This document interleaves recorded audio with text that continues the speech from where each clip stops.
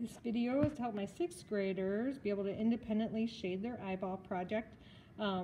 Before you really get going on this, you can always skip around to different parts of the eye. I do it in a certain order, but maybe you have some parts already done, so feel free to move around the video. And also know that your eye isn't necessarily facing the same direction as mine. In mine, the tear duct's on the left side, tell by this little curved end. You can tell that this is up because this is the upper eyelid. It's a little bit thicker and wider than the bottom eyelid. And I've got my corner over here. You might be working on this side, or maybe you even drew your own. And so your tear duct might be over here with your corner on the left side. This isn't going to affect anything except the shading here and here. And it will affect the direction of the eyelashes if you choose to make eyelashes on your project. It's a common misconception that all areas that aren't the iris of the eye are going to be white, but really, just like a blade of grass has a shadow or an ant has a shadow, your eyelid or your eye is going to have a shadow too. And so we're kind of going to sneak in a dark shadow here. That's why I want you to use your ebony pencil. Remember, it's no major difference from a regular pencil except the lead's softer. And so it's going to allow you to really make some dark marks. So we're using it in here so that you can really make some darker areas. And the key is to not just let it go dark right to light. You kind of want a little bit of in-between grays. So while you might start very, very dark, as you kind of fade this out, you loosen up your pressure. That might mean you hold your pencil further back so you can't press as hard.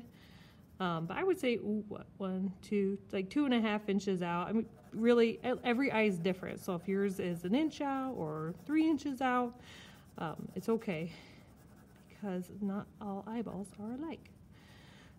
So I'm going to take that, and then you guys will see me in the video go ahead with the tissue and kind of like let this blend together. And I really pull the blending even past this point here. I pull it out into the white part of the eye. So if you watch that, you'll kind of see that get really nicely blended up.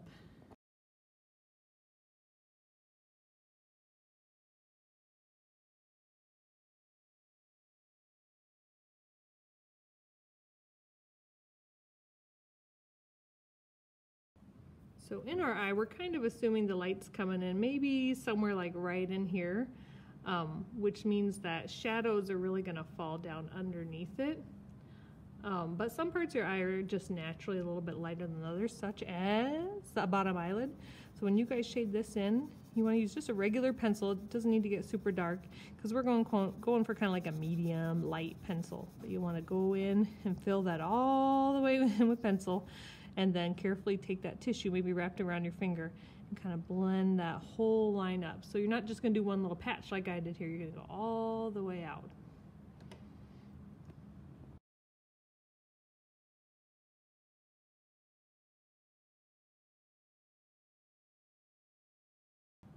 All right, so we're looking for some deep, darker shadows kind of underneath the eye, kind of considering that the light, maybe if it's coming in from here, then this little ledge of this eyelid might be putting a nice big shadow down there. You have to use your imagination on some of these. If you really wanted to, you could obviously like take a flashlight or any sort of light and reflect that on your eye to kind of see what it might look like in real life. Some people like to turn the page this way, some people being me, because your hand naturally wants to shade in a semicircle anyways, just because of the way you're built. So when you guys go to shade this, you're starting out really nice and dark and maybe extending that dark out like another inch, maybe 1.5 inches. If you want to, at that point, you can lessen up the pressure by moving your hand back on your pencil. That just makes it so your hand really can't press super dark. And if that's still too much, you can either move your hand even further back. Some people, like I don't normally do this because I have pretty good control over the pencil, but it may be a nice trick that helps you out. We're going to shade all the way to the outside, even out to these corners, just super, super light. You might even just hold your pencil by the very, very end at that point and just really lightly fill that in. And then you'll see in the video, I go ahead and blend all that up really nice. The nicer you shade it, the nicer it's going to blend up. If it's really scratchy and crazy, it's really not going to blend up that well.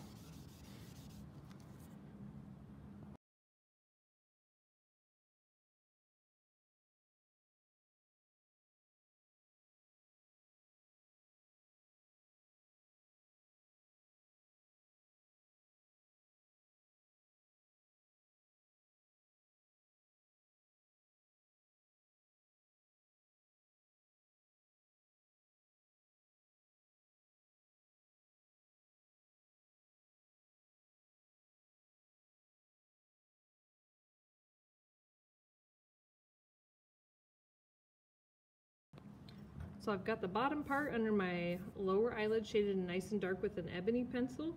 We're going to use this one more time, actually. If you use it for the eyelashes, you might use it 2 more times, but we're going to use it for the upper eyelid.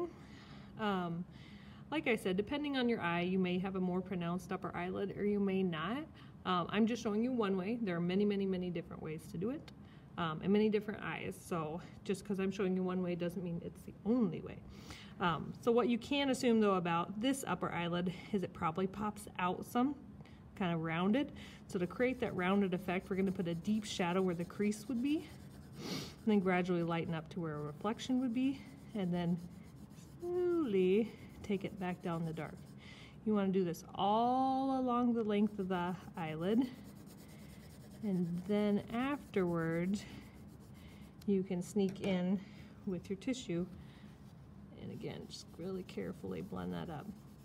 What we're not looking for is this, a really dark line here, and then just kind of some fading in the center. You really do want to get a little bit of a medium gray quickly then there before you go to white along the center.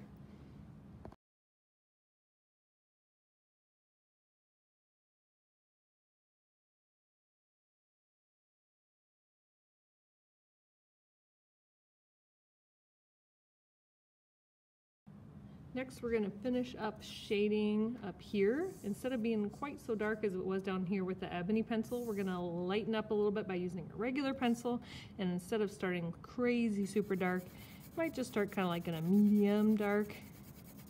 Extend that out about an inch and a half before gradually lightening up the pressure of your pencil in order to create a lighter and lighter mark.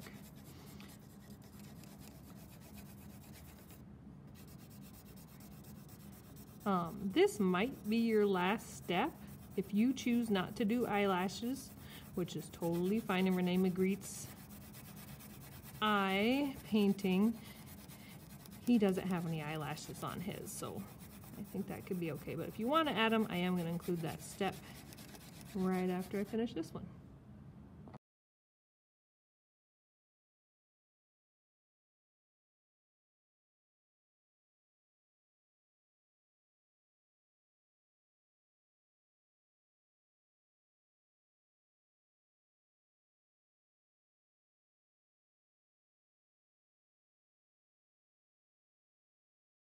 Adding the eyelashes might be my very, very favorite part.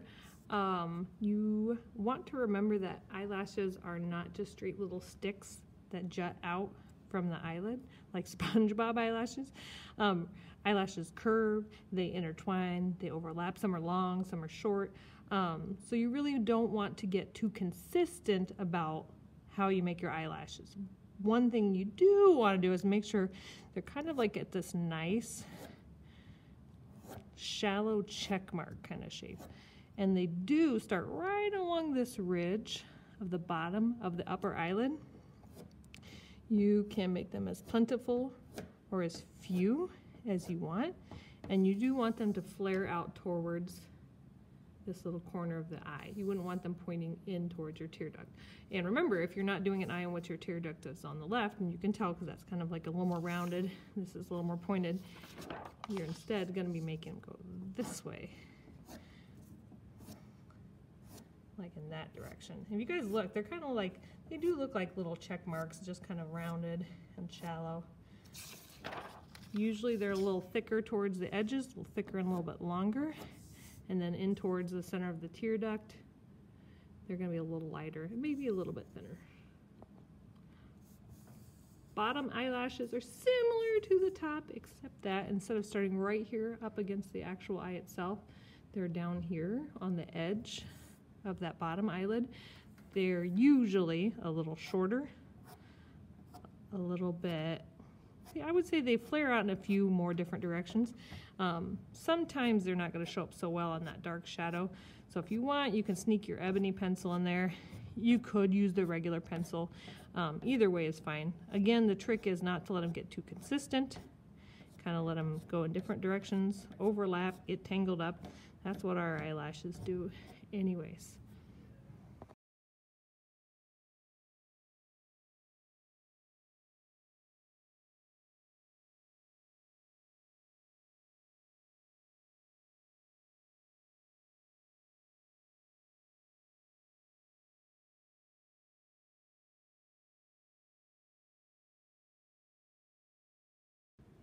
So this is my finished drawing from the time lapse. It's okay if yours looks a little bit different. Once again, not all eyes are the same, so it would be a shame if we all looked exactly the same. So I hope your eye does even have some different kinds of features than mine. If you get finished with this, I definitely need to see it, so bring it on around to the art room where we can get it uploaded to Artsonia and hung up on the wall. Good job, 6th grade.